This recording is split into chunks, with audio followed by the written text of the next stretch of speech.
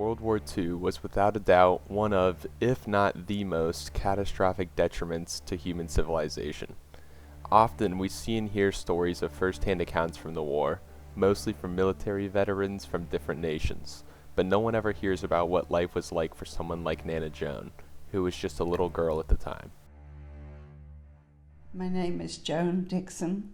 I am 84 years old, and I was born in 1939, the year that World War II started.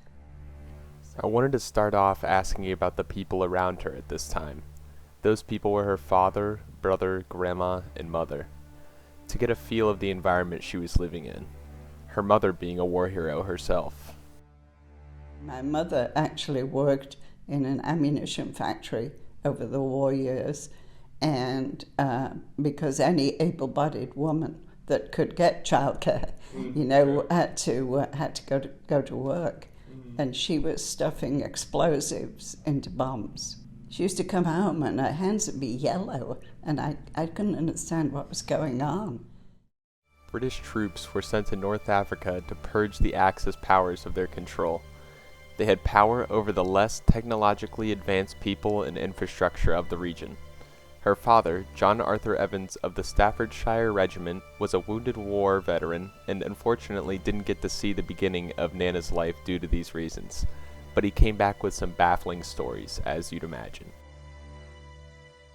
War was declared in September, and he had already enrolled earlier. Okay. I was born in March, so I was 6 months old when the war started. Okay. And I never knew my dad until one morning when I was 5 or so. This strange man appeared at my bedside.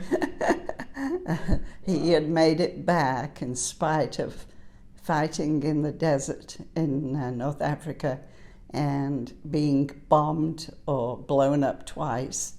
He drove a truck in the convoys taking supplies, and one time he was captured by an Italian squad who were, of course, fighting with the Germans at that time. Mm-hmm. And he and his friend managed to escape, but were in the desert with no food or water for several days.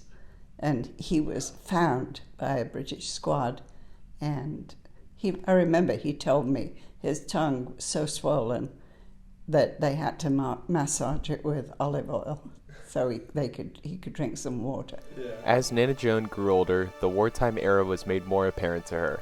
Throughout the late stages of the war, Britain was still on a rations program, one that made living a little tight by our standards.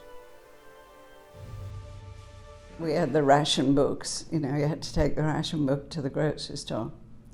Luckily, my mother's oldest sister and her husband had a small grocery store, and they would give us a little extra when we'd go down there to shop. So we had very few treats, if any.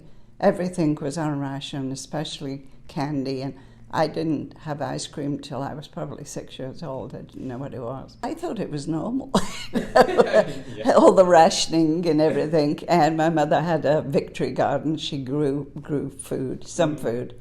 And we had a couple of chickens that would lay eggs. So even in a residential area, it was survival. Yeah. Really, it was survival. In survival, it was. Fortunately, Nana had a somewhat normal childhood despite these conditions, consisting of playing outside and going to school like any other young lady. I went to something that was called nursery school, which is like kindergarten, and I was okay there. I enjoyed going, to school, and I could walk. At age 5, I used to walk like 4 or 5 blocks to school in the morning. At such a young age, it's hard to get a grasp of the weight of such a worldly event. Looking back on it, Nana is able to laugh at some of the stranger wartime stories, like one having to do with an airfield not even a few blocks from her home. We had one pilot who was learning who implanted his plane on the roof of one of our neighbors. It wasn't all sunshines and rainbows, though, especially when the nighttime came. The air raids of the late war era were a common occurrence, and Nana remembers these nights very clearly. Every night I remember being woken up by my mother and my grandmother who lived with us, and my brother and I, we would go to the underground air raid shelter. The sirens would be going off and the searchlights were sweeping the sky for German planes.